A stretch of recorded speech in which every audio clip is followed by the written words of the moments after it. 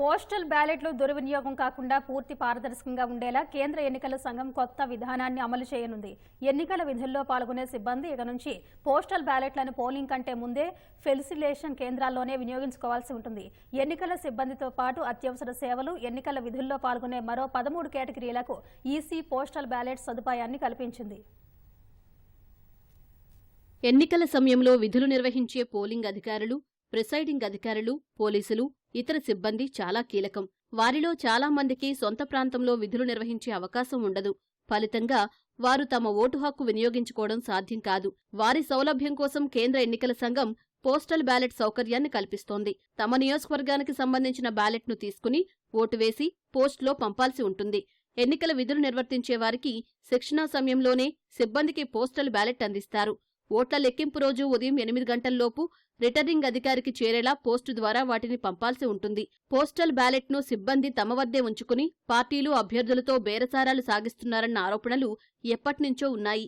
Postal బ్యాలెట్లు కలిగిన వారు ఒక్కోసారి ఎన్నికల ఫలితాన్ని నిర్దేశించే పరిస్థితి ఏర్పడుతుందన్న విమర్శలున్నాయి. పోస్టల్ బ్యాలెట్లు దుర్వినియోగం అవుతున్నాయని గ్రహించిన ఈసీ ఈ విధానంలో మార్పులు, చేర్పులు చేసింది.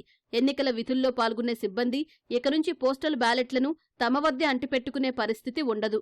పోస్టల్ బ్యాలెట్ ద్వారా ఓటు వేసే సిబ్బందికి ప్రత్యేకంగా ఫెసిలిటేషన్ కేంద్రాన్ని ఏర్పాటు చేయనున్నారు. ఇక నుంచి పోస్టల్ బ్యాలెట్ వినియోగించుకునే వారందరూ విధిగా ఫెసిలిటేషన్ కేంద్రాల్లోనే తమ ఓటు హక్కు వినియోగించుకోవాల్సి ఉంటుంది. అక్కడే బ్యాలెట్ తీసుకుని ఎన్నికల విధులకు వెళ్లే ముందే వారు తమ ఓటు హక్కు వినియోగించుకుని అక్కడే రిటర్నింగ్ అధికారికి అందించాల్సి ఉంటుంది. ఇందుకోసం 13A ఫామ్పై సంతకం చేసి ఏ గ్రూప్ లేదా బి గ్రూప్ అధికారి సమక్షంలో ధృవీకరణ ఇవ్వాల్సి ఉంటుంది.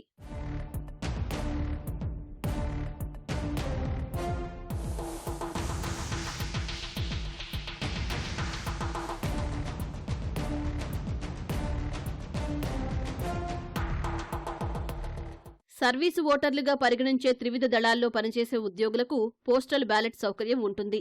వీరి కోసం ప్రత్యేకంగా electronic transmitted postal ballot system ఈటీపీబీఎస్ను వినియోగిస్తారు. సర్వీసు ఓటర్లు తమకు సంబంధించిన నియోజకవర్గాల బ్యాలెట్ పత్రాలు ఈటీపీబీఎస్ పోర్టల్ నుంచి డౌన్లోడ్ బ్యాలెట్పై ఓటు హక్కు వినియోగించుకున్న అనంతరం స్పీడ్ పోస్ట్ ద్వారా బ్యాలెట్ను సంబంధిత రిటర్నింగ్ అధికారికి పంపవచ్చు. అటు కేంద్ర ఎన్నికల సంఘం కొత్తగా మరో 13 కేటగిరీలకు పోస్టల్ బ్యాలెట్ సౌకర్యాన్ని కల్పించింది.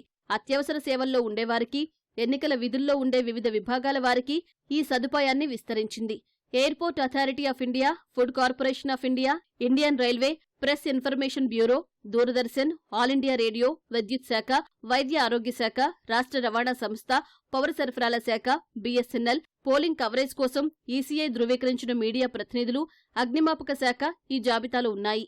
ఈ శాఖలో విభాగాలకు చెందినవారు పోలింగ్ రోజు విధుల్లో ఉంటే వారికి పోస్టల్ బ్యాలెట్ సౌకర్యం వర్తిస్తుంది. ఇందుకోసం ఆయా శాఖలు, విభాగాల్లో నోడల్ అధికారులను నియమిస్తారు. పోస్టల్ బ్యాలెట్ సౌకర్యాన్ని వినియోగించుకోవాలనుకునేవారు 12D ఫామ్లో వివరాలు పొందుపరిచి నోడల్ అధికారులకు ఇవ్వాల్సి ఉంటుంది. నోడల్ అధికారి వాటిని పరిశీలించి రిటర్నింగ్ అధికారులకు పంపిస్తారు. ఈ తరహాలో పోస్టల్ బ్యాలెట్ వినియోగించుకోవాలనుకునే వారి ఫారం 12D పూర్తి వివరాలతో నోటిఫికేషన్ వచ్చిన రోజు నుంచి 5 రోజుల్లోపు రిటర్నింగ్ అధికారికి చేరాల్సి ఉంటుంది. వాటిని ఆర్ఓ పరిశీలించి అన్నీ సక్రమంగా ఉంటే పోస్టల్ బ్యాలెట్ సౌకర్యం కల్పిస్తారు.